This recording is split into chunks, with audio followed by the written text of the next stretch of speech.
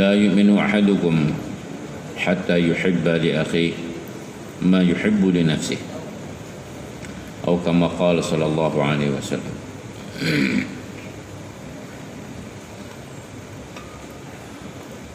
Alhamdulillah, tuan-tuan saudara yang mulia,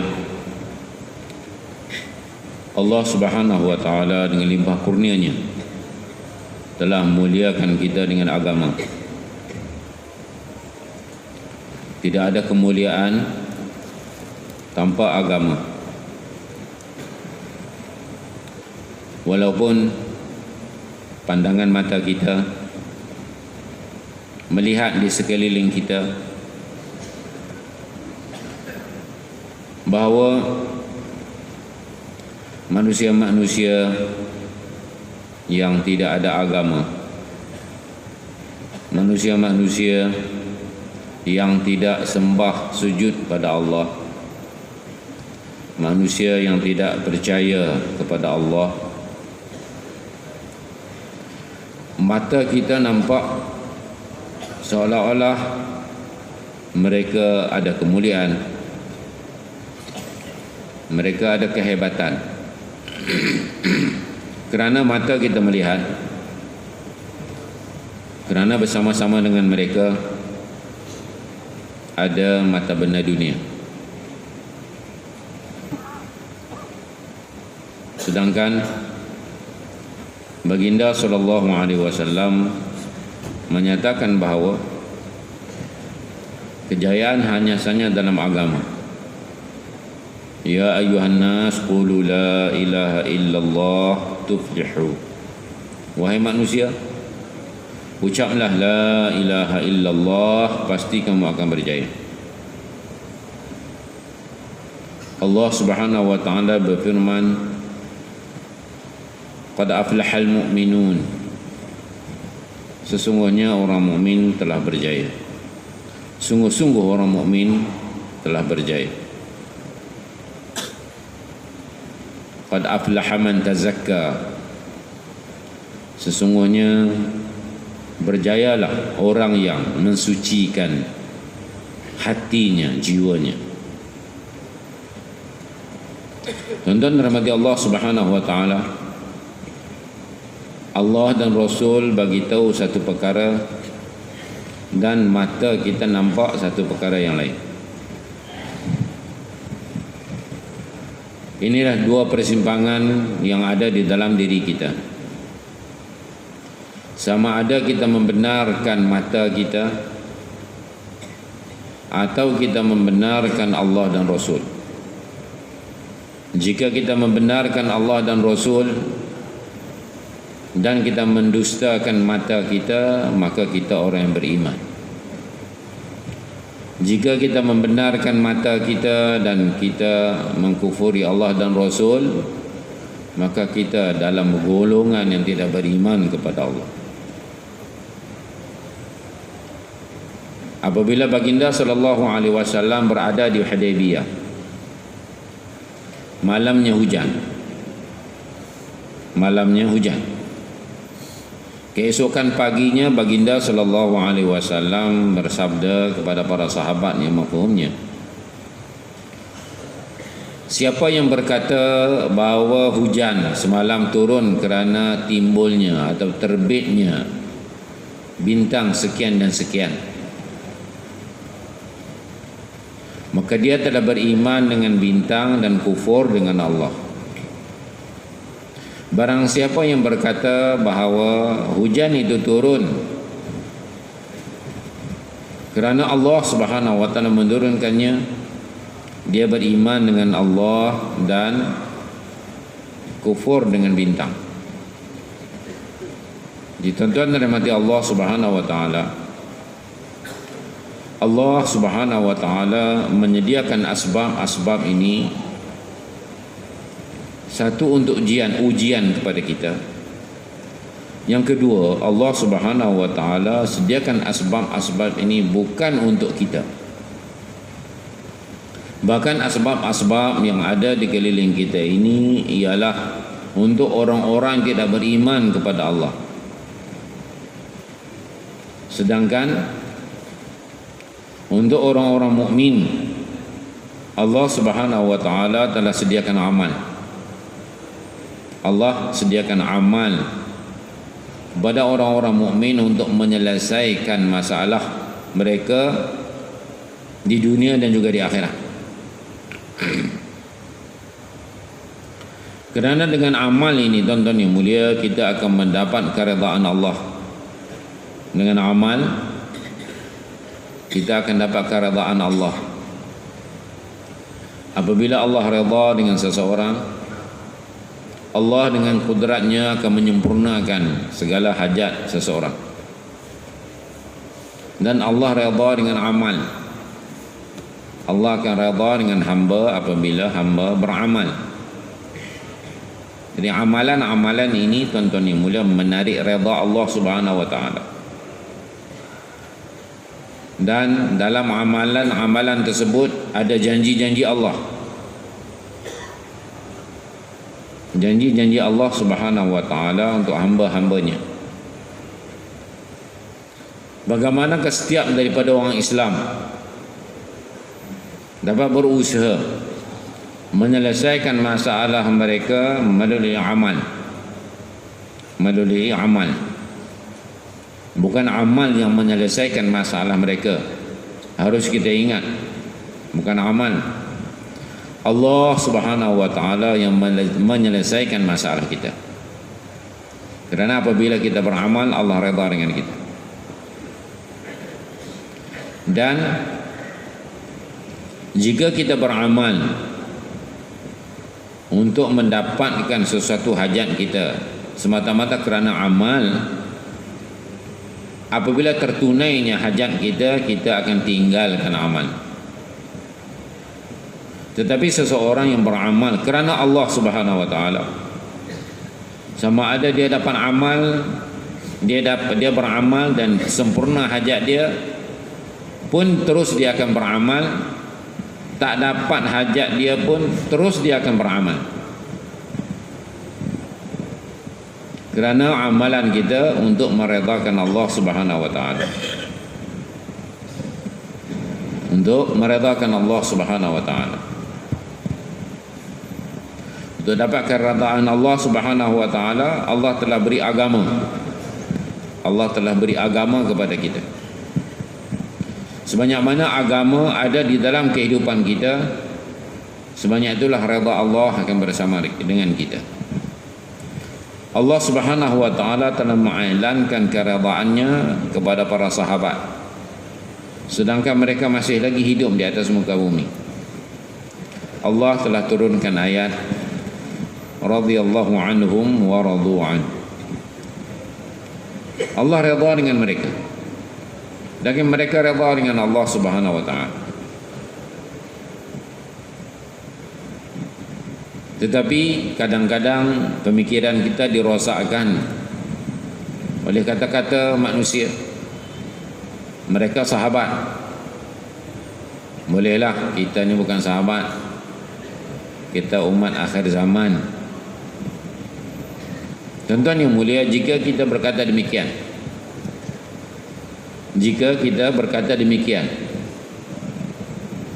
kita telah berburuk sangka dengan Allah Subhanahu wa taala. Bahawa zaman dahulu Allah lakukan untuk para sahabat, zaman kita Allah tak lakukan. Sedangkan tuan-tuan yang mulia, amal-amal yang diberikan kepada kita adalah sama sebagaimana yang ada dalam kehidupan para sahabat. Melainkan keberkesanan amal tersebut bergantung kepada keyakinan yang ada di dalam hati. Hati para sahabat radhiyallahu anhum yakin 100% kepada amal. Tetapi hati kita, jika kita melihat, merenung, kita hanya akan datang pada amal selepas kita putus asa daripada asbab. Setelah kita putus asa daripada asbab, barulah kita kata, kita buatlah amal sikit. Manalah tahu kod-kod jadi. kita buat pun dalam keadaan tanpa yakin. Kalau mungkin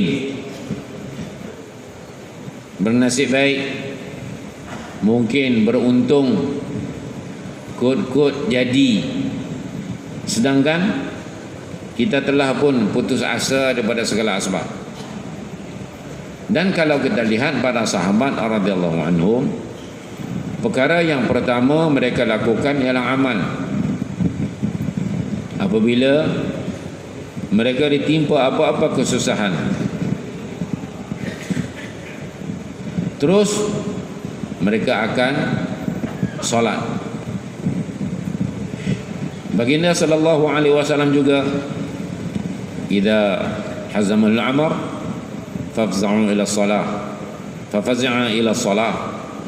Apabila sesuatu perkara, satu kesusahan, satu masalah datang kepada baginda sallallahu alaihi wasallam, baginda akan bersegera menunaikan solat, berdoa kepada Allah Subhanahu wa taala.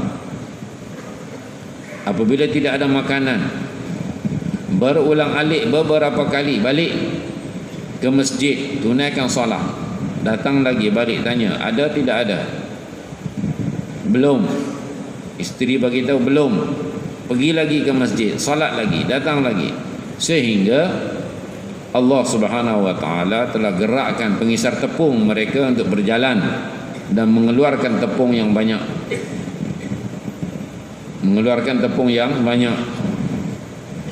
Dan akhirnya setelah bekas-bekas penuh diisi dan masih lagi pengisar tepung berjalan mengeluarkan tepung, maka dia mengangkat batu pengisar yang bahagian atas untuk lihat daripada mana datangnya tepung. Dan pengisar berhenti, tepung pun dah tak keluar. Kemudian keesokannya dia menceritakan kepada Nabi sallallahu alaihi wasallam.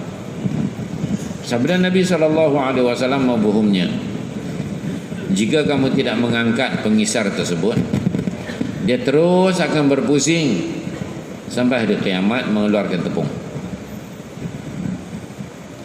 Kerana tuan-tuan yang mulia, khazanah Allah Subhanahu wa taala besar.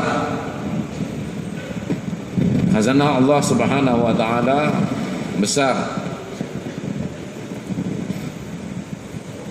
Wa in min syai'in illa 'indahu khaza'inu. Tidak ada sesuatu melainkan semuanya ada khazanahnya di sisi Allah Subhanahu wa taala. Semua benda ada khazanah yang maha luas di sisi Allah Subhanahu wa taala. Dan segala asbab-asbab ini tuan-tuan yang mulia untuk menguji keyakinan kita kepada Allah Subhanahu wa taala. Sama ada kita yakin dengan asbab atau kita yakin dengan Allah Subhanahu wa taala. Asbab-asbab yang ada di keliling kita boleh guna, tak salah. Tetapi tuan-tuan yang mulia, maksud menggunakan asbab itu ialah untuk kita menyempurnakan perintah-perintah Allah Subhanahu wa taala yang berkaitan dengan asbab berkenaan. Kedai contohnya satu asbab sebagai sumber rezeki. Tetapi dalam menguruskan dan mengendalikan kedai ada perintah-perintah Allah Subhanahu wa taala. Ada cara perniagaan yang dibenarkan oleh syarak. Ada cara perniagaan yang tidak dibenarkan oleh syarak. Jika seseorang yakinnya pada Allah yang memberi rezeki bukan kedai, maka sudah pasti dia mampu untuk mentaati perintah Allah dalam kedainya. Dia tidak akan berniaga dengan cara yang dilarang oleh syarak, kerana dia tahu jika dia berbuat demikian Allah akan murka dengannya. Tetapi jika yakin seseorang mau dengan kedainya, dengan perniagaannya lah dia mendapat rezeki, walaupun perkara tersebut dia tahu cara tersebut dia tahu dilarang oleh syarak, masih lagi dia akan mengendalikan kedainya dengan cara demikian, kerana beranggapan jika saya tidak buat dengan cara demikian, bagaimana mungkin saya akan memperoleh keuntungan. Semua orang buat, takkan saya seorang tak buat.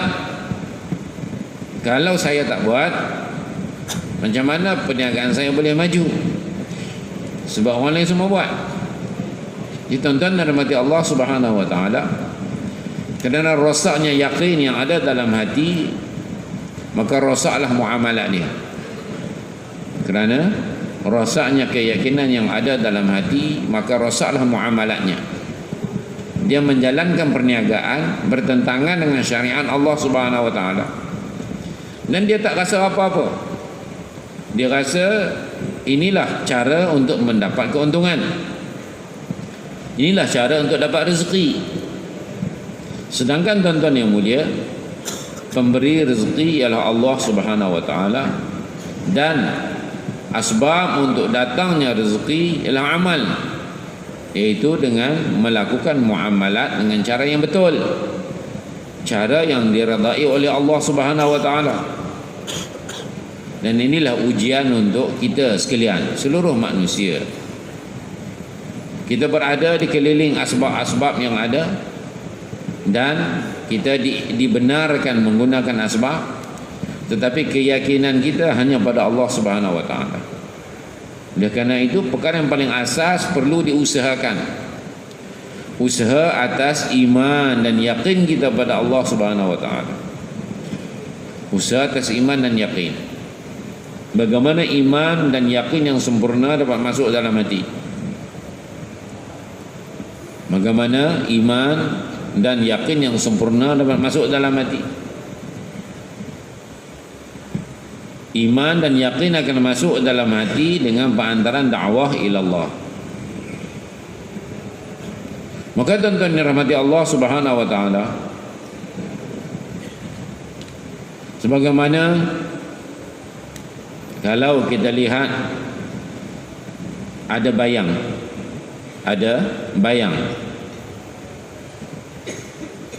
pada waktu siang hari, dengan penuh yakin kita kata ada matahari.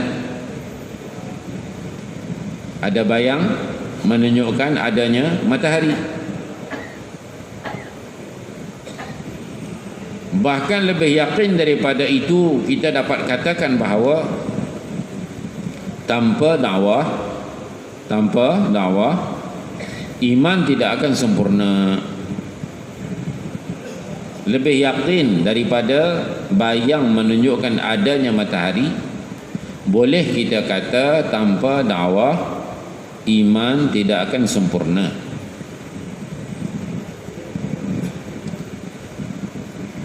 Firman Allah Subhanahu wa taala, kuntum khaira ummatin ukhrijat linnas ta'muruna bil ma'rufi wa tanhauna 'anil munkari wa tu'minuna billah. Kamu adalah sebaik-baik umat dan dikeluarkan untuk faedah sekalian manusia, untuk kebaikan sekalian manusia. Tugas dan tanggungjawab untuk menjadi khairul ummah, umat yang terbaik. Ta'muruna bil ma'ruf, mencegah, mengajak kepada kebaikan. Wa tanhauna 'anil munkar, mencegah daripada kemungkaran. Wa tu'minuna billah, dan kamu beriman dengan Allah Subhanahu wa taala, yakni iman yang sempurna. Setelah menjalankan usaha dakwah, mengajak manusia kepada Allah dan melarang daripada perkara yang buruk, dan iman kamu yang sedia ada akan menjadi iman yang sempurna, iman yang baik. Dan dalam sabda Nabi sallallahu alaihi wasallam, riwayat sahih Imam Bukhari rahmatullahi alaih, la yu'minu ahadukum hatta yuhibba li akhihi ma yuhibbu li nafsihi. Tidak sempurna iman seseorang kamu Tidak sempurna iman seseorang kamu sehingga kamu kasih kepada saudara kamu apa yang kamu kasih untuk diri kamu sendiri. Nabi kata tak sempurna. Ini bukan kata-kata kita aja, kata orang dakwah ke orang tabligh ni melampau dia. Tak, ni Nabi bagi tahu tidak sempurna iman seseorang kamu. La yu'minu ahadukum. Walaupun segi bahasanya kalau kita lihat la yu'min itu tak beriman. Ulama kata ai la yakmulu, tak sempurna. Tak sempurna iman seseorang kamu sehingga dia kasih kepada saudaranya apa yang dia kasih untuk dirinya. Mana apa yang seseorang tu hanya dia beramal untuk diri dia tanpa melakukan dakwah, mengajak orang lain untuk jadi macam dia, masih lagi Nabi kata iman dia tak sempurna. Semayang dia sempurna, puasa dia sempurna, zakat haji dia sempurna, akhlak dia sempurna, muamalat dia sempurna, muasyarah dia sempurna, tapi dalam hati dia tidak berusaha untuk mengajak orang lain jadi macam dia, supaya salat dia sempurna macam dia, muamalatnya sempurna macam dia, dan dia juga suka untuk masuk syurga Allah Subhanahu wa taala. Dan dia tidak ada fikir untuk ajak orang lain untuk beramal dan masuk syurga sebagaimana dia suka untuk masuk syurga. Nabi kata la yu'minu ahadukum, tidak beriman, tidak sempurna iman seseorang kamu, tidak sempurna. Dakwah ilallah ini ialah tuan-tuan yang mulia, ialah bagaimana kita inginkan kebaikan semua orang. Kita inginkan kebaikan supaya setiap manusia dapat beriman kepada Allah, setiap manusia dapat taat pada Allah, setiap manusia dapat ikut sunnah Nabi sallallahu alaihi wasallam. Daripada orang-orang Islam yang jauh daripada agama, jumpa mereka, pujuk mereka supaya mereka datang kepada amal, mereka datang kepada taat. Dan yang tidak beriman pun jika mereka sedia untuk datang kepada agama, silakan. Kita akan ajar dia kalimah syahadah untuk dia datang kepada agama.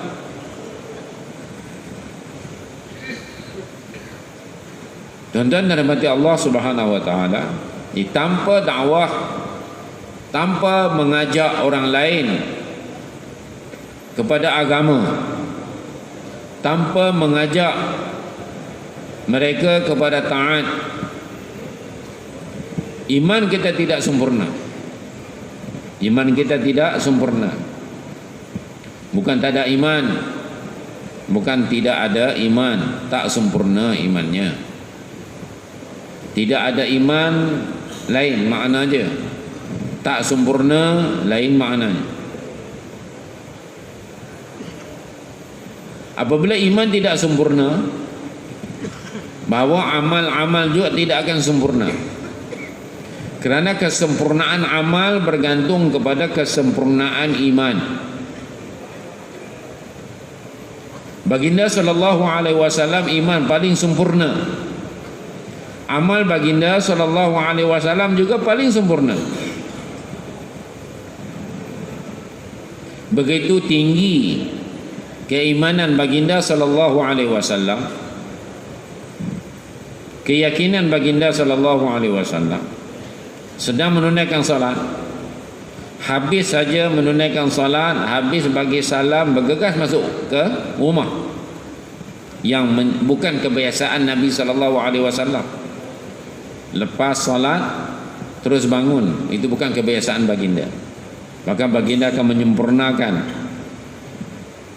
zikir-zikir yang baginda ajar untuk kita lakukan selepas solat. Setelah sempurna, barulah Nabi bangun. Sehingga kalau ada wanita-wanita bersolat di Masjid Nabawi, wanita-wanita akan keluar dulu balik ke rumah-rumah mereka, baru lelaki bangun.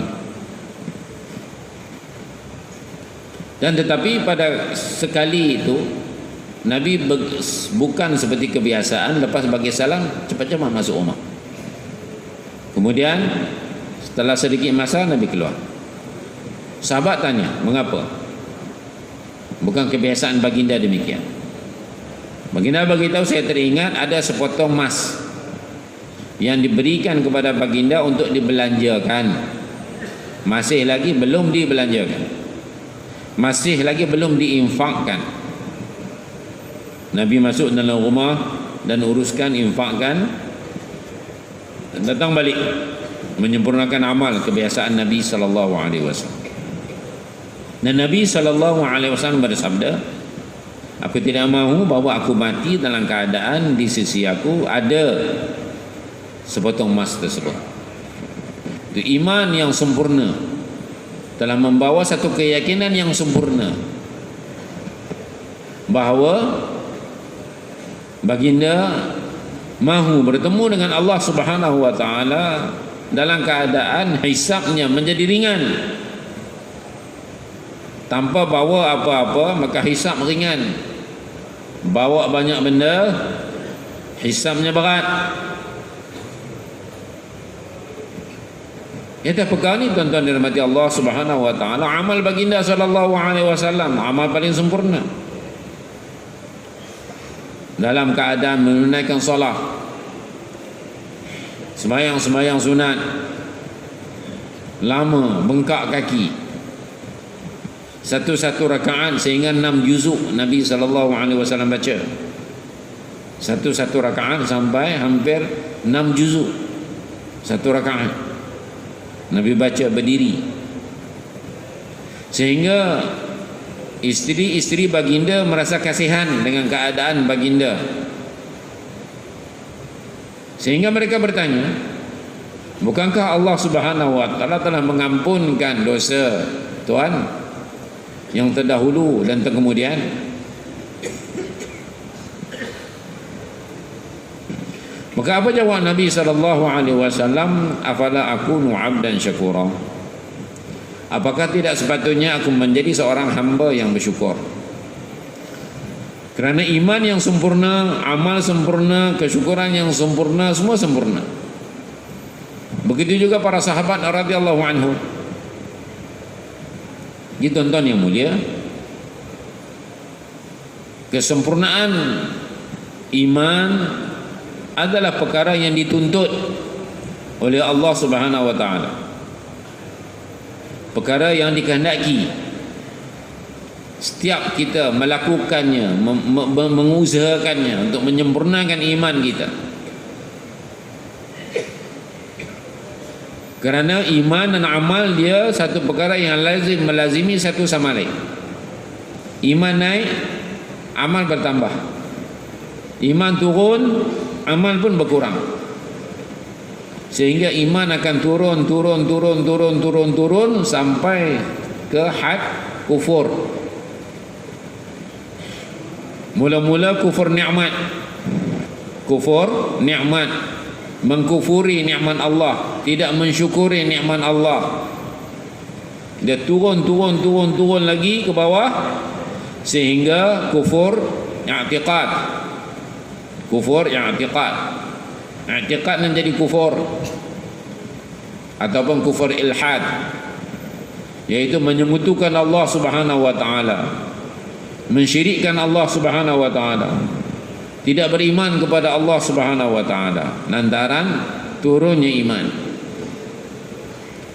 Oleh sebab itu para anbiya alaihi wassalatu wassalam, perkara yang pertama diusahakan apabila diutuskan oleh Allah di kalangan manusia ialah usaha atas iman. Usaha atas iman. 13 tahun usaha baginda di Mekah, usaha memantapkan iman.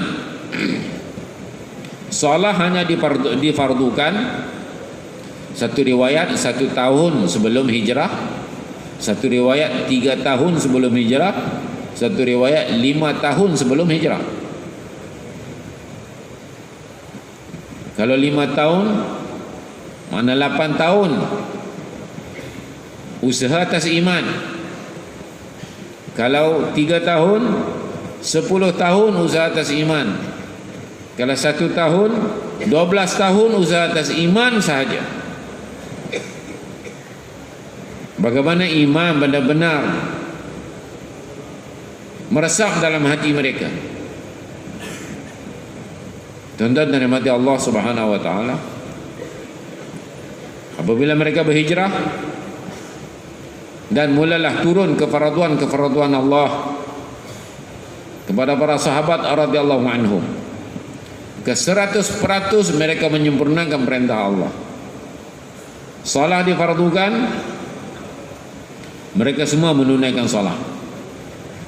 Arak diharamkan, serta merta mereka meninggalkan arak.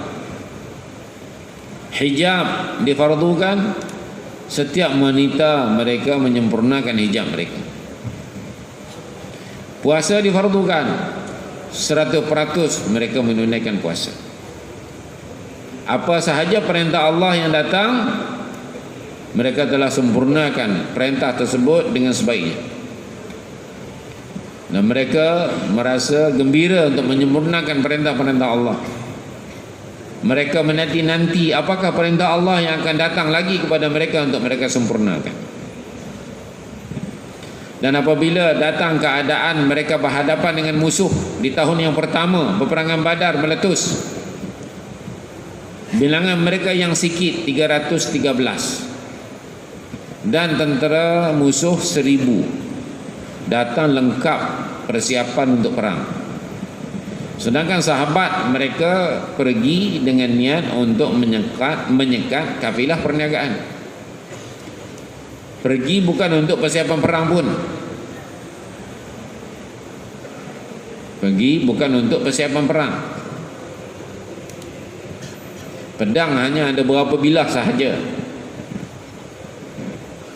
Tetapi Allah Subhanahu wa taala telah temukan mereka dengan keadaan bahawa membina keyakinan mereka kepada Allah, bahawa yang melakukan ialah Allah. Allah temukan mereka tanpa persiapan.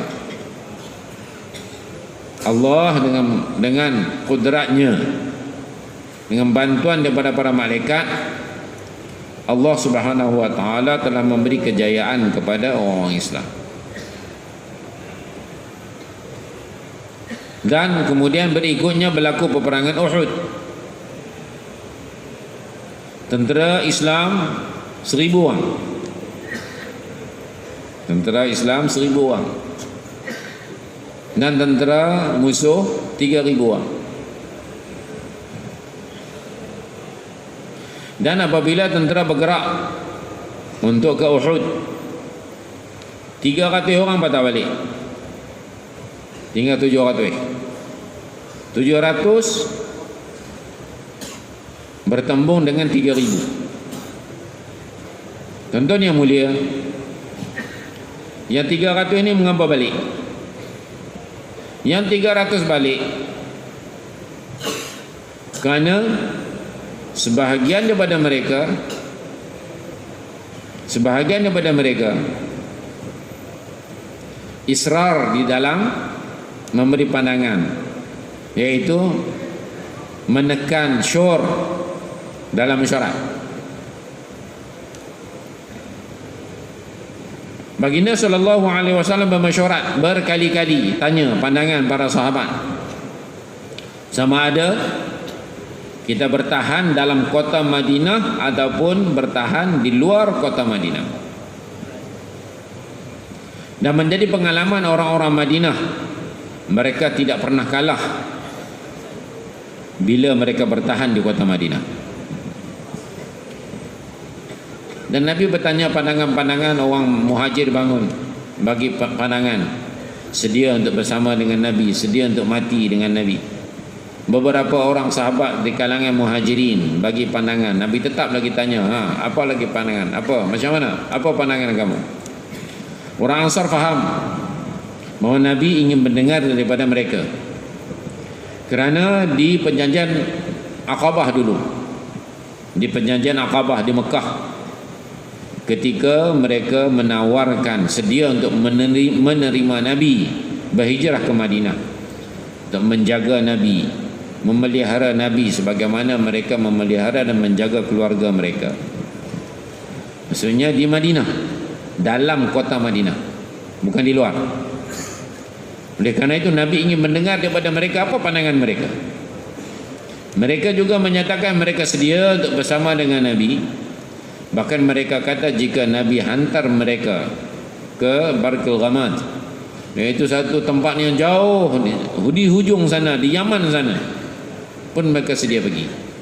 Dan kalau Nabi perintahkan mereka naik ke puncak gunung, kemudian terjun ke bawah, itu pun mereka sedia untuk buat.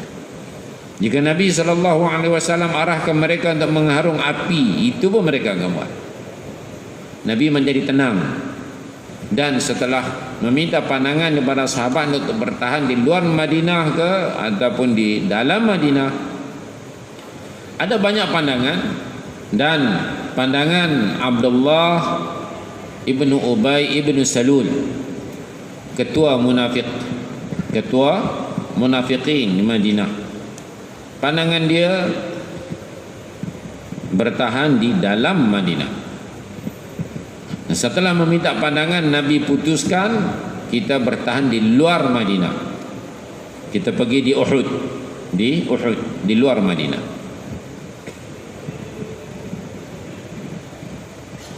Oleh kerana Nabi SAW tidak memutuskan mesyuarat mengikut pandangannya, kerana keputusan dia keluar, tetapi dalam keluar tu dia telah membentuk zihin kawan-kawan dia, orang-orang dia, dan dia masih lagi sebenarnya dalam mesyuarat ni kita boleh bagi macam-macam pandangan. Tetapi apabila diputuskan sesuatu keputusan, kita kena menganggap itu adalah keputusan kita. Kita kena usaha untuk menyempurnakan keputusan tersebut. Berselisih pandangan, berselisih pendapat sebelum keputusan dibuat. Dan benda itu tak salah. Tak salah berselisih pandangan, berselisih pendapat sebelum mesyuarat, bagi pandangan tak salah. Itu rahmat. Tetapi setelah dibuat keputusan, sepatutnya bahawa setiap daripada kita berusaha untuk menyempurnakan keputusan tersebut, tinggalkan segala pandangan kita, segala cadangan kita, dan kita tumpu kepada keputusan yang telah dibuat. Tetapi oleh kerana Abdullah ibnu Ubay ibnu Salul, ketua munafiqin, masih lagi berpegang dengan pandangan dia, di tengah perjalanan dia telah patah balik. Bukan dia seorang, 300 orang bersama-sama dengan dia. Tetapi tuan-tuan yang mulia, dengan 300 orang berpatah balik daripada 1000 tentera, tinggal 700, tak bagi kesan apa-apa pada orang Islam. Tak beri kesan apa-apa pada orang Islam. Dan mereka berperang di Uhud, dan Allah beri kemenangan kepada mereka. Allah beri kemenangan kepada mereka. Tetapi tuan-tuan yang mulia, apabila Baginda SAW menempatkan 50 tentera pemanah di atas gunung Uhud atau bukit Uhud, 50 tentera pemanah ditempatkan di atas bukit Uhud, dan Nabi berpesan kepada mereka berkali-kali, jangan kamu tinggalkan tempat ini. Jangan kamu tinggalkan tempat ini. Jika kamu melihat kami menang pun jangan tinggalkan. Dan Nabi ulang, jangan tinggalkan. Jangan tinggalkan tempat ini, walaupun kamu lihat kami kalah. Dan jika kamu melihat burung-burung hering, burung-burung pemakan bangkai itu datang makan mayat-mayat syuhada, itu pun jangan turun. Makna begitu penekanan daripada Nabi SAW, jangan tinggal tempat ni apa jadi pun. Tapi setelah Allah beri kemenangan kepada orang-orang Islam, orang-orang kafir musyrikin telah lari bertempiaran, meninggalkan peralatan mereka, barang-barang mereka. Dan yang di atas bukit Uhud tadi telah berselisih pandangan.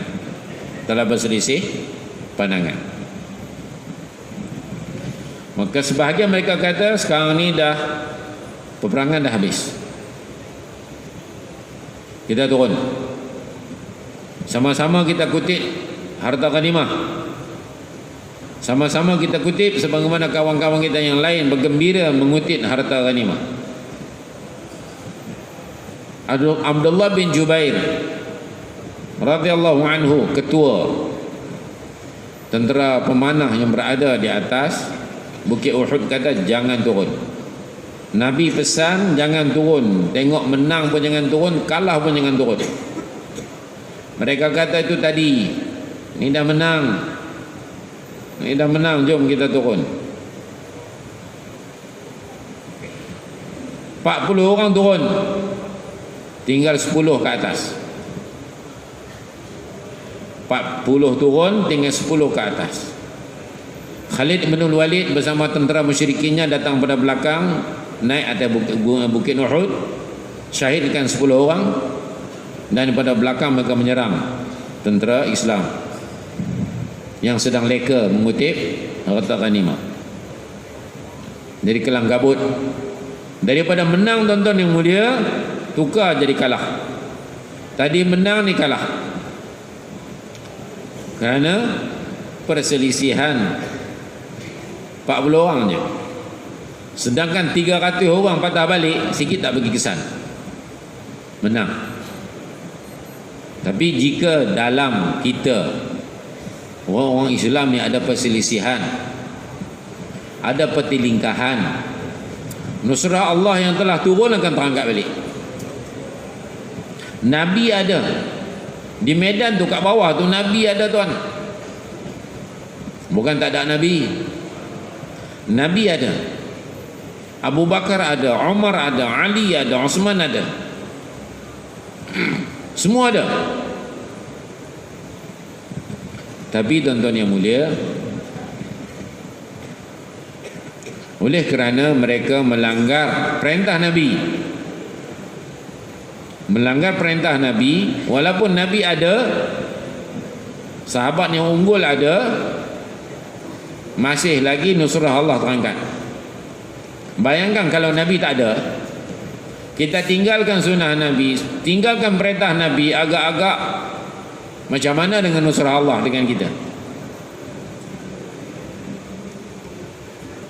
Mereka meninggalkan perintah Nabi, melanggar suruhan Nabi. Nabi ada di medan Uhud, nusrah terangkat, dan Nabi tak ada, dan kita langgar cara Nabi, agak-agak nusrah yang dah lah tak turun, lagi lambat nak turun. Sebab tu umat ini diajak balik kepada sirah, umat ini diajak balik kepada sirah Nabi, balik kepada cara sahabat radhiyallahu anhum. Semua perkara yang berlaku di zaman dahulu untuk pedoman kita, untuk pedoman kita di akhir zaman ni, untuk berjaya. Jika umat ini balik kepada cara Nabi, dan nak balik cara Nabi, tuan-tuan yang mulia, bukanlah satu perkara yang mudah. Kita bukan 10 orang, 1 bilion orang Islam dekat dunia ni, tuan-tuan yang mulia. 1 bilion orang Islam kat dunia ni kita nak bawa balik ke zaman Nabi SAW. Nak bawa balik, memang tak boleh sekaligus. Sedikit demi sedikit kita nak bawa balik umat ini, kerana kemajuan umat ini sejauh mana mereka mampu untuk undur ke belakang. Sejauh mana mereka mampu untuk undur ke belakang, maka sejauh itulah kemajuan mereka. Manakala kebinasaan orang-orang tidak beriman, sejauh mana mereka maju ke depan. Kebinasaan orang tidak beriman, sejauh mana mereka maju ke depan. Maju ke depan ya, maju ke arah kebinasaan.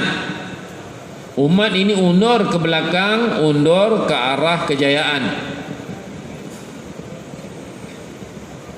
Oleh kerana itu dalam usaha dakwah tuan-tuan yang mulia, asas kita adalah sirah baginda sallallahu alaihi wasallam. Asas kita ialah sirah Nabi dan sahabat radhiyallahu anhu. Ini asas kerja, ini usul kerja. Usul kerja dakwah ialah sirah baginda sallallahu alaihi wasallam dan para sahabat. Bukan pengalaman siapa-siapa. Bukan pengalaman siapa-siapa. Bukan maklumat siapa-siapa. Jika kita buat usaha dakwah bergantung kepada pengalaman seseorang. Saya orang lama, dulu saya buat macam tu. Dulu si fulan buat macam tu, dia lagi lama. Tuan-tuan yang mulia, jika kita buat usaha berpandukan kepada pandangan kita, kepada pandangan kita pertama, yang kedua buat usaha berpandukan kepada pengalaman kita, maka dia akan memusuhi sunnah Nabi sallallahu alaihi wasallam. Umar radhiyallahu anhu pernah berkata, ashabur ra'yi adu sunnah. Ashabur ra'yi adu sunnah. Orang yang berpegang dengan pandangan, berpegang dengan pengalaman, musuh kepada sunnah, musuh kepada sunnah Nabi sallallahu alaihi wasallam. Umat ini hendak dibawa kepada sunnah. Umat ini hendak dibawa kepada sirah. Oleh sebab itu tuan-tuan ini, mulai pada zaman ke zaman, daripada zaman ke zaman, usaha dakwah dia tidak akan berada di atas satu tertib. Dia tidak akan ada di atas satu tertib yang sampai bila-bila sama je, tak. Tertib akan berubah mengikut kemampuan umat. Tertib akan berubah mengikut kemampuan umat. Apabila umat telah naik ke satu tahap, atas satu tertib yang telah dibawa, kemudian umat ini akan didorong lagi dengan satu tertib yang lain yang ada di zaman sahabat untuk naik lebih tinggi. Apabila mereka sampai ke tahap tersebut, mereka akan dibawa ke satu tertib lagi yang ada di zaman sahabat untuk naik lebih tinggi. Sehingga jadilah umat ini tuan-tuan yang mulia, keyakinan mereka, iman mereka sebagaimana iman para sahabat. Amal mereka jadi sebagaimana amal para sahabat. Muamalat mereka jadi macam muamalat sahabat radhiyallahu anhu. Bayangkan Ali radhiyallahu anhu, dia Amirul Mukminin. Dia Amirul Mukminin. Dia bawa satu baju besi di atas kuda. Baju besinya telah melorot turun, jatuh, dan satu orang Yahudi ambil. Dan Ali radhiyallahu anhu jumpa baju besinya dengan orang Yahudi. Dia kenal lah barang dia. Barang dia kenal. Maka dia kata, ini saya punya. Dia kata, tak, ini saya punya. Baik, kalau macam tu, mari kita pergi jumpa hakim. Hakim masa tu, hakim ni dilantik oleh Ali radhiyallahu anhu, Ali khalifah. Pergi jumpa hakim Shuraih radhiyallahu anhu, Hazrat Shuraih rahmatullahi alaih, tabi'i. Bila Ali datang, wahai Amirul Mukminin, ada apa? Kata, saya ada perbalahan dengan ni Yahudi ni. Ini baju besi. Saya kata saya punya. Dia kata tak. Mana Ali mendakwa. Ali mendakwa baju besi itu dia punya. Dan Yahudi tadi orang yang didakwa, orang yang didakwa, mudda'a alaih. Ali mudda'i, orang yang mendakwa. Orang yang mendakwa ni dia kena bawa saksi. Sebab apa dia jadi orang mendakwa? Kerana barang bukan kat tangan dia, barang kat tangan orang. Sebenarnya zahir Siapa pegang dia punya. Zahir. Siapa pegang dia punya. Dan dia mendakwa tu saya punya. Mana dia orang yang mendakwa, dia kena bawa saksi. Maka dia kata, saya tidak ada saksi melainkan Hasan dan Husain. Hasan dan Husain, tuan-tuan yang mulia, syababu ahlil jannah. Basyarah Nabi SAW, Sayyidus syababi ahlil jannah, ketua pemuda syurga. Bukan ketua pemuda bahagian, tuan. Kacau ya, sakit kepala. Ni ketua pemuda syurga, Hasan dan Husain radhiyallahu anhum.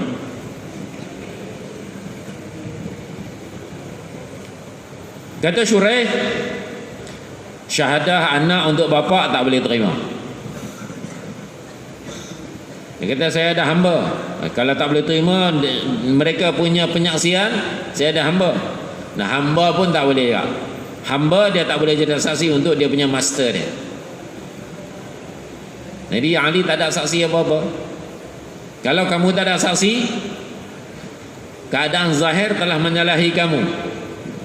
Zahir telah menyalahi kamu kerana barang tu ada kat tangan dia, maka diputuskan bahawa baju besi itu dia punya.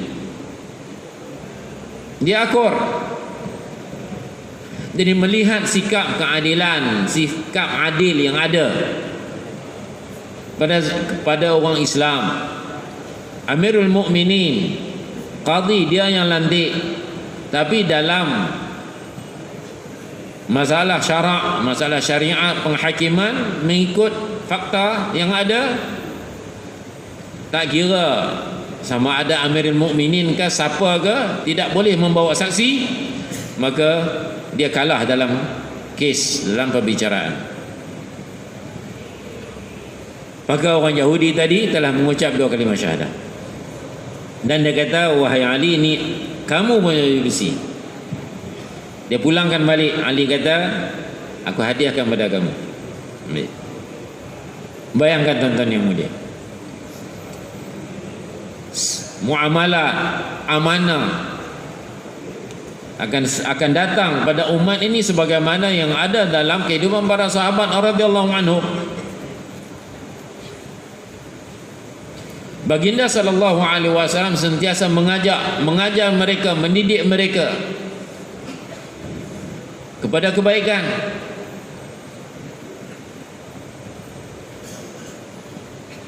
Seorang sahabat meninggal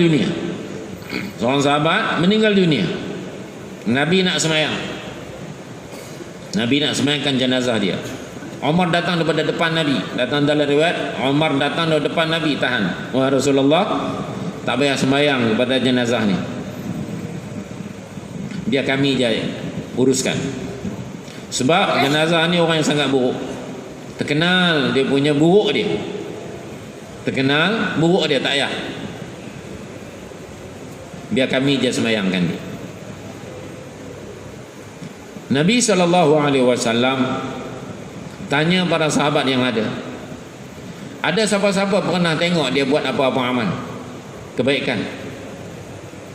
Ada siapa-siapa pernah lihat dia buat apa-apa amal kebaikan? Seorang sahabat bangun begitu, wahai Rasulullah, saya pernah nampak dia berkawal di jalan Allah semalam. Satu malam dia jadi security, jaga di jalan Allah. Tentera-tentera lain, jemaah-jemaah lain tidur, dia berkawal semalam. Nabi SAW bersabda, mata yang berkawal di jalan Allah Subhanahu wa taala, yang berjaga di jalan Allah, tidak akan masuk dalam, tidak akan terbakar dengan api neraka. Yang ini tak akan masuk neraka. Benar dia kata, Umar, kamu tepi. Nabi semayangkan jenazah tersebut. Lepas semayang, Nabi kata lagi, Nabi sabda lagi, kawan-kawan kamu kata kamu ahli neraka, tapi aku naik saksi kamu ahli syurga. Bagaimana, apa yang Nabi SAW nak ajar kita, tuan-tuan yang mulia, bahawa lihat kebaikan. Baginda SAW mencari kebaikan dalam orang yang buruk. Orang yang dia kehidupan dia terkenal dengan keburukan, Nabi cari kebaikan, dengan kebaikan tu Nabi semayangkan jenazah dia. Tapi malangnya kita, tuan-tuan yang mulia, kita cari keburukan dalam orang yang baik-baik pula.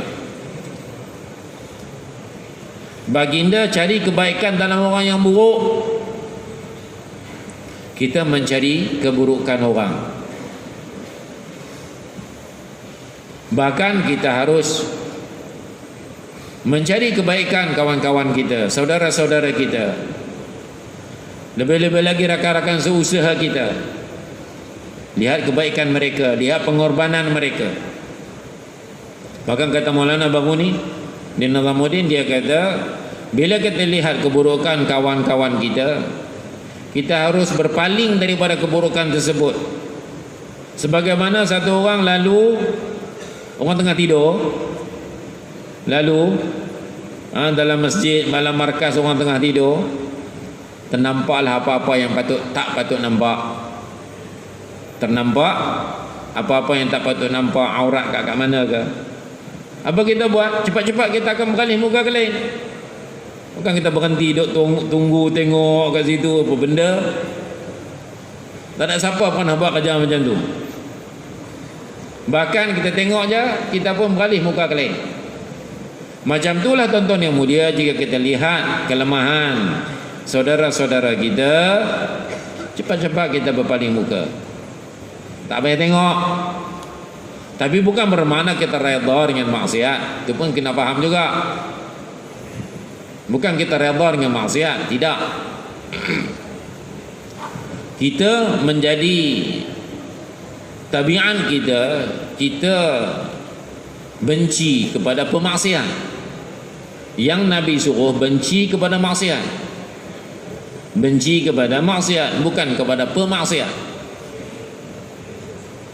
Benci kepada maksiat menjadi kewajipan. Kita benci kepada maksiat, tapi pemaksiat tak. Doa untuk dia, jika dia orang yang kita kawan, yang kita boleh kenal, boleh nasihat dia, nasihat dengan cara yang baik. Bukan menjatuhkan maruah dia, menghina dia, mencerca dia, mewasapkan dia punya keburukan. Itu bukan cara kita, tuan-tuan yang mulia. Bahkan kita berpaling. Sebagaimana kisah Umar radhiyallahu anhu, dia Amirul Mukminin. Malam dia gash kat Madinah. Lalu dekat satu rumah, dengar ada perempuan menyanyi pula. Perempuan menyanyi. Umar lompat pagar, masuk dalam, tengok satu orang tua. Satu orang tua, hamba sahaya dia duduk menyanyi dan dia duduk minum arak. Umar kata, kamu tua-tua ni minum arak lagi kah? Dia kata, wahai mukminin, saya buat satu salah, saya minum arak. Tuan buat 3 salah. Pertama, tuan masuk rumah tak lalu pintu, lompat pagar, lompat tembok.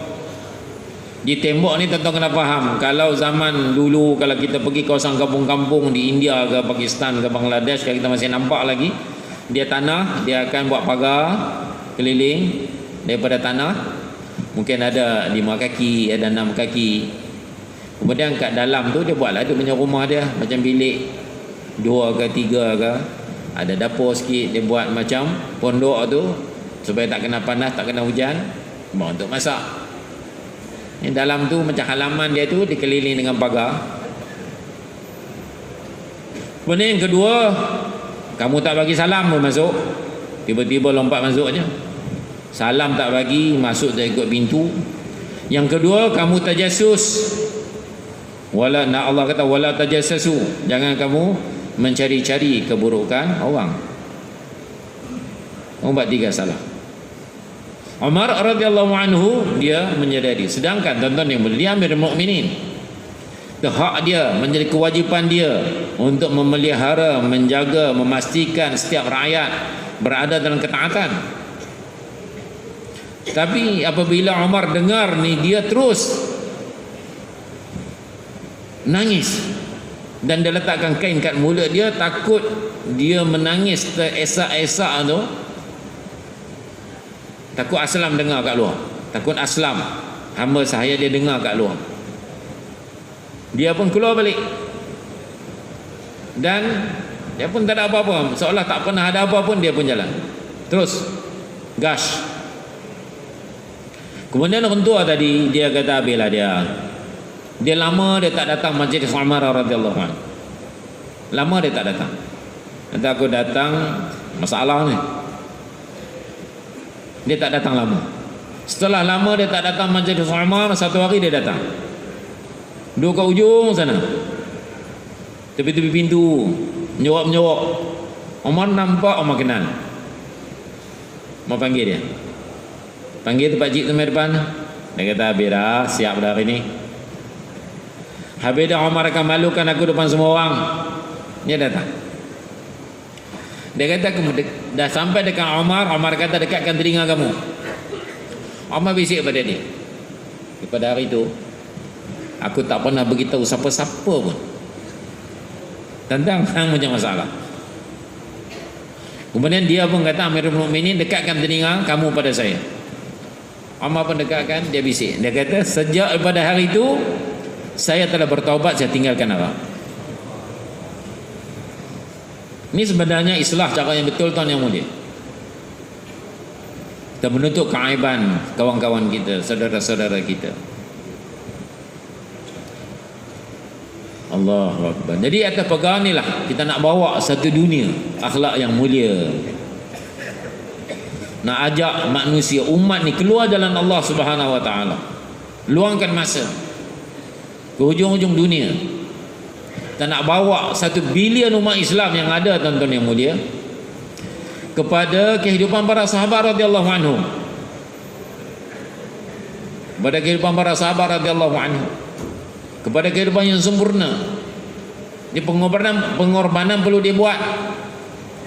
Banyak lagi yang kawan-kawan kita, saudara-saudara kita, alhamdulillah masih lagi mengaku Islam walaupun kalimah pun tak tahu. Mereka berada di pinggir kemurtadan. Di tempat-tempat ni, tuan-tuan yang mulia, takazah begitu banyak. Takazah begitu banyak di seluruh dunia, dalam negara seluruh dunia. Masya Allah, baru-baru ni kita telah bentuk lebih kurang 630 jemaah, 650 jemaah untuk dihantar ke luar negara, tuan-tuan yang mulia, sampai bulan 3 ni, dan 900 jemaah sampai akhir tahun. Masya Allah, yang nak keluar ni kita, tuan-tuan mulia. Ni negara jauh ni. 650 jemaah telah dibentuk untuk dihantar ke seluruh dunia. Masya Allah. Jadi tuan-tuanlah orang dia. Maka siapa di antara tuan-tuan yang sedia untuk keluar 4 bulan tunai, tuan-tuan, Masya Allah, bagi nama, Masya Allah. Sila tuan, Masya Allah. Jemaah tazkir tak sabar nak tulis.